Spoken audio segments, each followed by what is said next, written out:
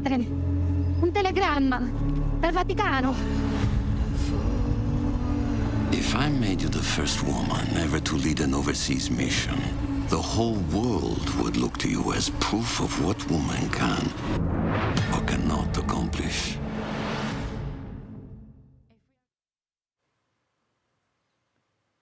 Well, that was a little sample there. Tomorrow, the film Cabrini, which was filmed here in Buffalo about 2 years ago, will have its Buffalo premiere for the cast and crew that worked on this movie. It has already debuted in New York City, but the Academy Award-winning producer of the film wanted to be here in Buffalo for the premiere here. He wanted to be with the cast and crew. So tonight we welcome producer Jonathan Sanger to News 4, along with Buffalo Film Commissioner Tim Clark. Thank you so much for coming in. It's a pleasure. Why was it important for you to be here for the premiere with the cast and crew? Well, I think Buffalo was a real character in the movie. I mean, the fact is, although the movie takes place in New York City, we chose Buffalo because it had just incredible scenic possibility for the movie. I had already made a movie here before, and I knew that that would be a good thing, and I invited the director and cameraman and production designer to come to Buffalo. I wanted to be here to thank the crew and cast and the city for the opportunity that I had in being able to work here.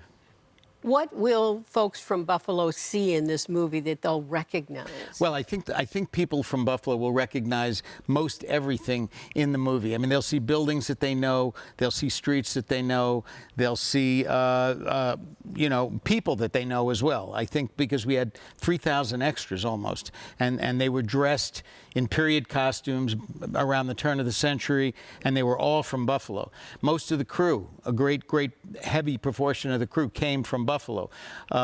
So the city is very, very well represented in the movie, and people who really know the city well will definitely know it was Buffalo.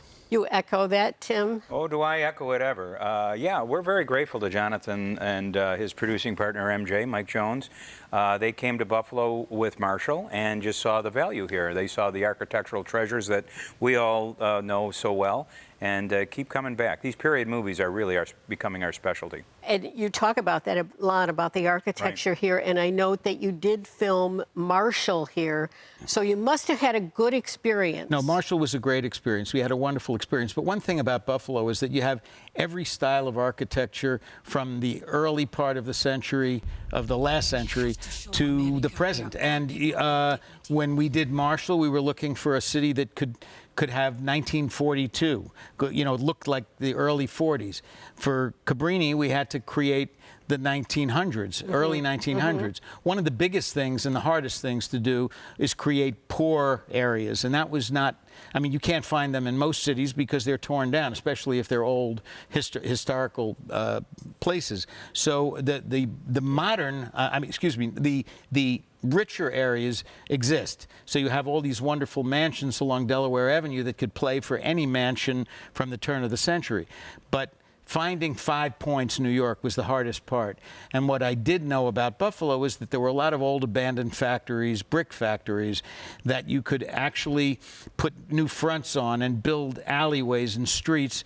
And we wound up recreating the whole of 5 Points within just an area of about 3 or 4 large brick warehouses, and it was quite amazing. Interesting that Buffalo offers you both ends of the scale there. That's something you look for.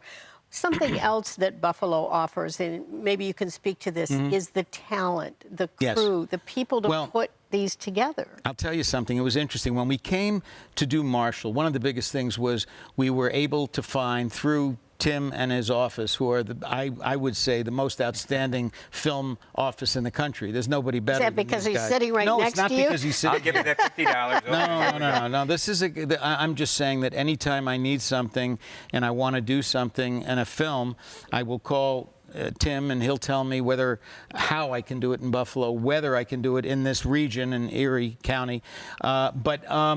Yes, that was a big part of it. But the other thing was that you find every major American architect worked in Buffalo, so that you've got buildings by everybody, from Frank Lloyd Wright to Sullivan to Richardson. Everybody worked here. This is why we go crazy when somebody wants to knock something down here. And one of the good things is that they don't knock these buildings down, that they make them, they keep them, and they keep them up. It's really great. Okay, I've just got very brief amount of time left, but I want to ask you, is it possible you'll bring another project I am here? planning definitely to bring at least one more project, but we would like to bring several. I mean, our intention, because of there's a wonderful benefit upstate New York that's as good as any place in the country anyway. But we love filming here. It was a great experience for everybody, and of course we want to bring other movies here. This is a man who knows what he's talking about. His first big project was The Elephant Man, which is, such a signature thing. Thank now, you. Tomorrow night, this premieres at North Park Theater, but when can the general public see it? Well, yeah, tomorrow is really just a crew screening, just for the people who worked on it, and it's a very, very limited audience. Everything starts the very next day at the North Park, and of course, nationwide, it opens on the 8th, which is International Women's Day, Friday. Very appropriate, Coincides, isn't it?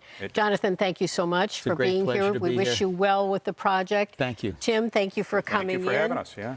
Thank you so much for being with us, but stay tuned. Still to come at 5:30, state legislators are considering a new bill